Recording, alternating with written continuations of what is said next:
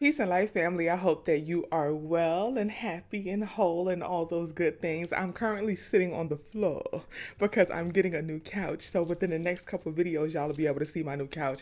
Y'all, I'm so ridiculous because I like to change my house around at least yearly just to like give it like a new feel and like a new, aura through the decor. So I we'll change the couch. I'll change the decor sometimes, my beds, everything. Okay, so I'm getting a new couch, and I'm really looking forward to it. So, right now I'm on the floor, but y'all will see my new couch coming soon. Okay.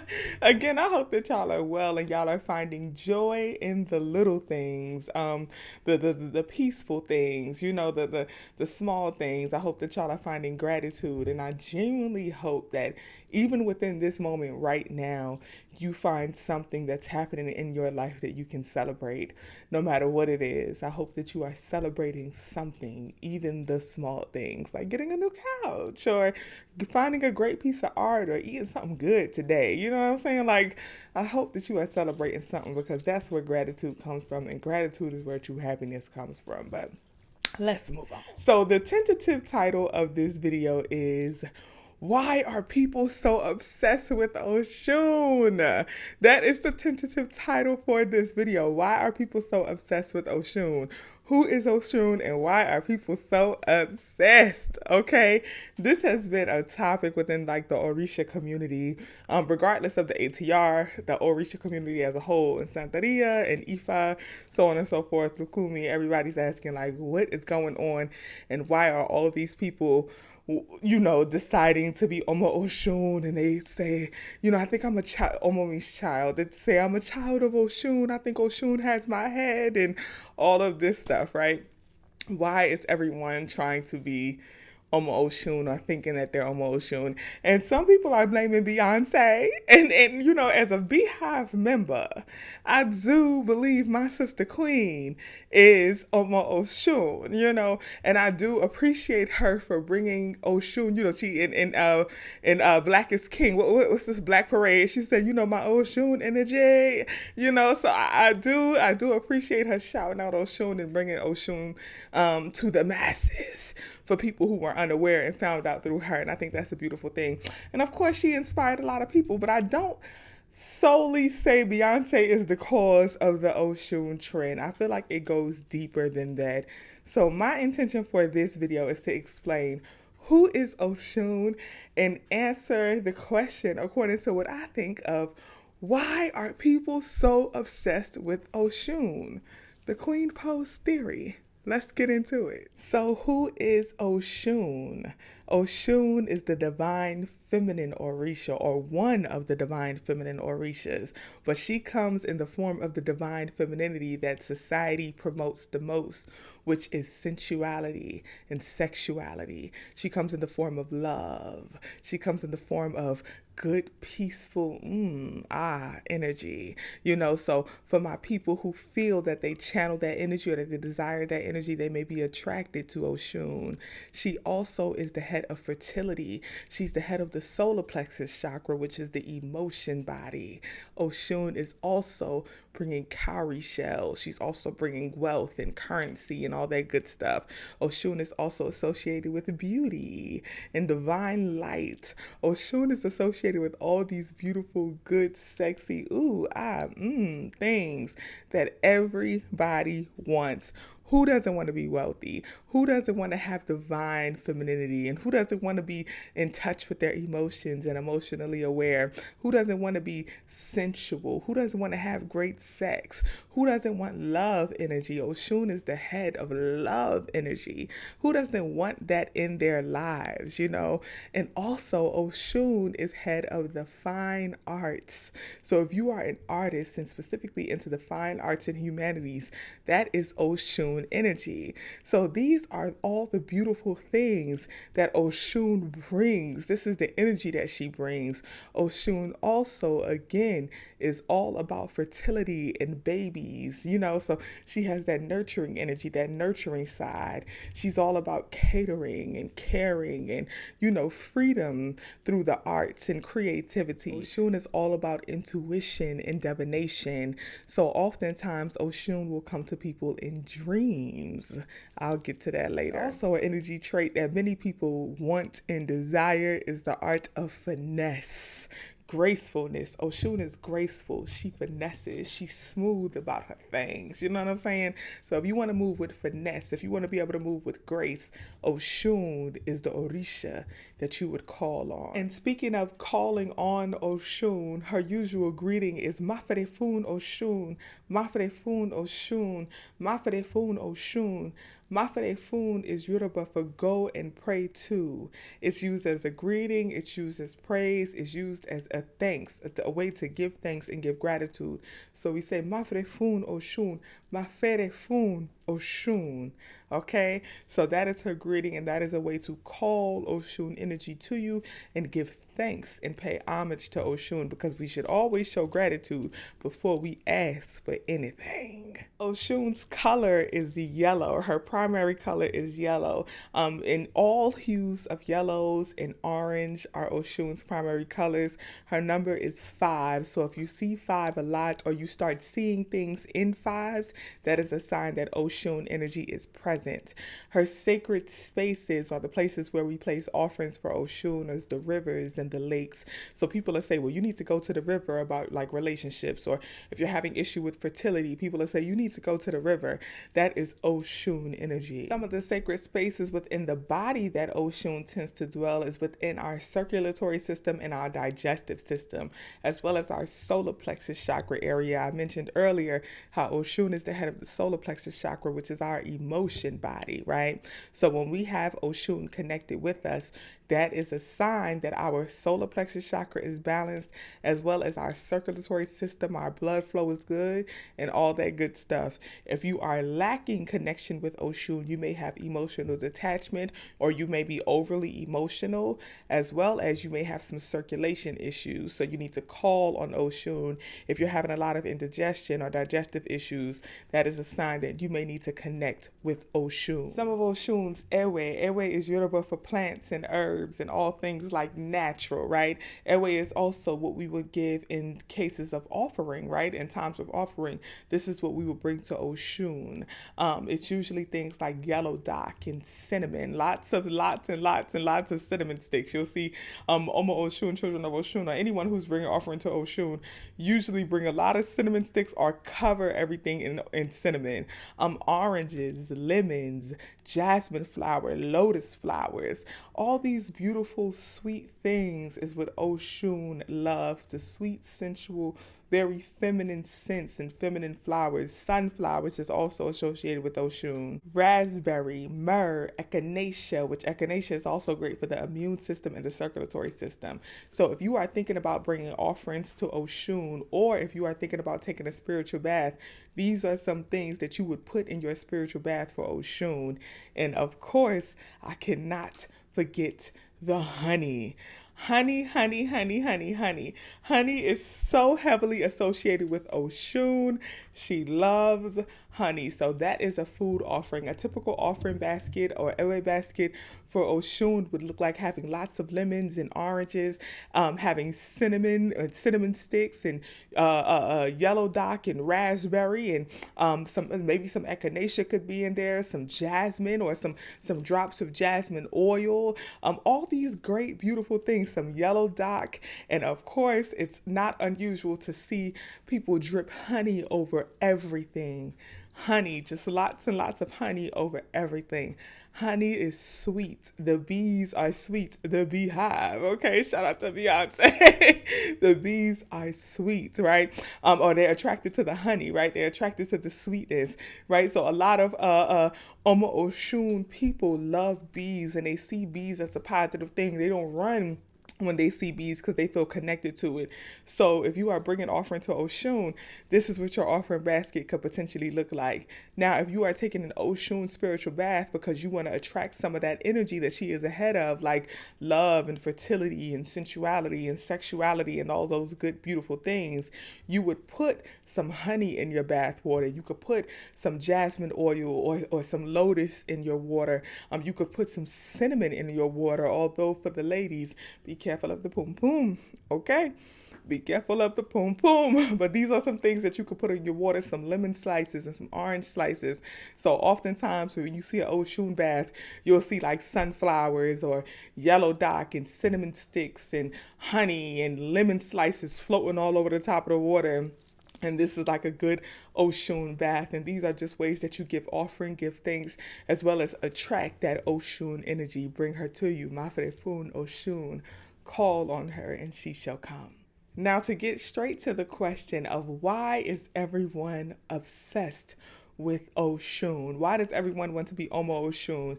Because as I just explained, Oshun is associated with all these positive energies and all these beautiful things that everyone wants. And my theory is people hear love and they hear sensuality and sexuality and they hear all things sweet and they hear babies. Oshun is the head of fertility, a head of womb work, right? So people hear babies and they hear, fertility and they hear, again, sexuality and sensuality and grace and finesse and all these beautiful things, and they want that energy. And normally when people are coming into African traditional religion or African spirituality, oftentimes they're coming from a place of having or experiencing church hurt, a place of experiencing loss. A lot of times people are just finishing a battle. They have gone through a battle in life, and what they really want is some of that sweet, sensual, loving energy. They're tired of fighting, they're tired of battling, and they hear about Oshun and they feel Oshun and they're like, oh, that's what I want. That's who I am. So I feel like a lot of people are attracted to Oshun because she's associated with all these positive things. And it's not to say that the other Orishas are not, but let's really dig deep and dive into some truth here. If we think about the other well-known or popular Orishas, they are all associated with some type of hardship or some type of battle, right? So let's talk about it. Let's go through them. First off, a lot of women usually are not attracted to the more masculine Orishas or the masculine energies. So a lot of women don't want to be Omo Shango and Omo Ogun, children of Shango and children of Ogun, or children of Papa Legba and Obatala, because they want to stick with the more feminine Orishas, right? So that's one thing. So you'll find a lot of women being attracted to Oshun for that reason. But also, people of all gender identities are attracted to Oshun because, again, she's associated with all the good things, love and sex and sensuality and all that good stuff, and babies and sweetness and all that stuff. And if we think about Shango, Shango is associated with war, and he's associated with sorcery in a negative way. If we think about Papa Legba or Elegwa is associated with death and the crossroads. If we think about Ogun, battle, iron, war. If we think about Oya, who is, yes, a divine feminine Orisha, but she's associated with change and transition periods and storms and things like that, right? So we have Obatala, the dominating father, protector, Yemeya, flood you with her waters to protect her children. She is the mother of all, the nurturer. And just a little side note, specifically about Yemeya and a lot of sisters kind of like moving away from being children of Yemeya. Oftentimes it's because Yemeya is the nurturer. She is the mother. And a sister queen of mine was telling me how, a lot of sisters don't want to be called auntie and things like that and those endearing names because they don't want to be associated only with nurturing energy. The fear is that if I am your nurturer, I am your mother, you won't see me as sexy. You won't see me as desirable. And women and all people want to be desirable. They want to be desired, you know. So yeah, that is like the caveat for a lot of people. It's like, okay, she's the nurturer, she's the mother, but I want to be sexy. I want to be desired. I want to be sensual. I want love. I don't want to just take care. I don't want to just bear children. I don't want to just be the mother. I want to be all things divine, feminine, sexy, sensual, love, and all that good stuff.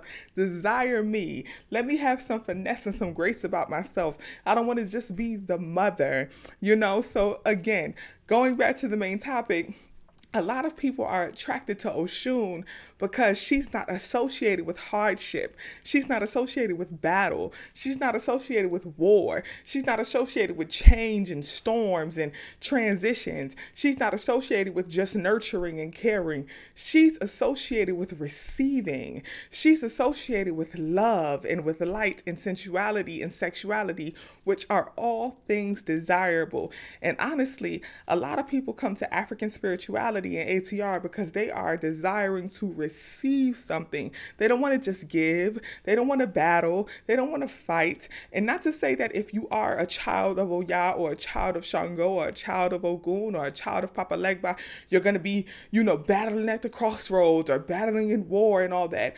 But a lot of times people don't always want to be strong. And there's a lot of strength that are associated with those Orishas, a lot of domination. And not to say that Oshun is not strong. She doesn't have strength because she does, which I'll get to that later.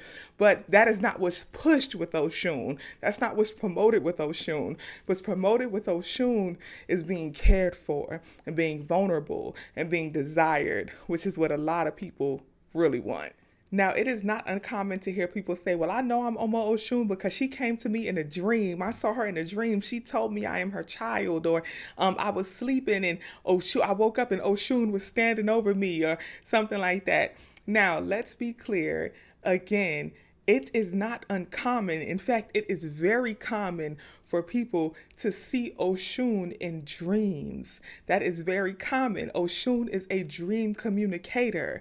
That is one of her attributes. Remember that she is the head of intuition and divination and sorcery. So coming through in a dream is not uncommon for everyone, including people who are not Omo Oshun. Oftentimes, other Orisha will send Oshun to give a message to their children. So just because you may have dreamed of Oshun does not mean that Oshun has your head. It just simply means that she is doing her divine job and has a message from you. And that message could actually be coming from another Orisha who actually has your head.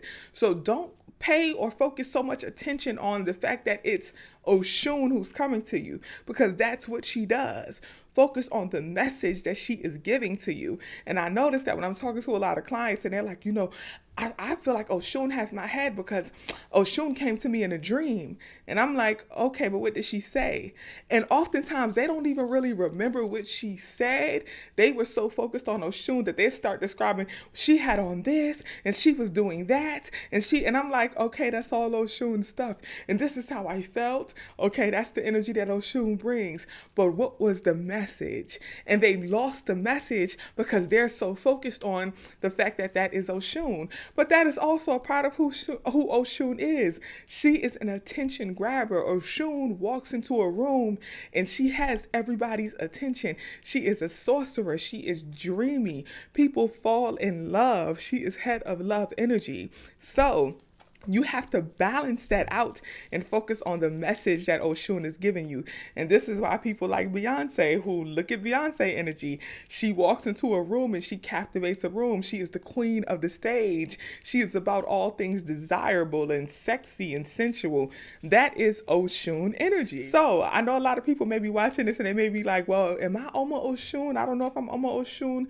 Really genuinely take your time and think about it. Do you naturally, not forcefully, do you naturally have these traits? I'm speaking about like ever since you were a child, were you that person who you walked into the room and you soaked up all the attention? Are you that person who's naturally highly desired? Are you a person who's naturally sensual and sexual? And I want to give it a little asterisk or caveat to that part.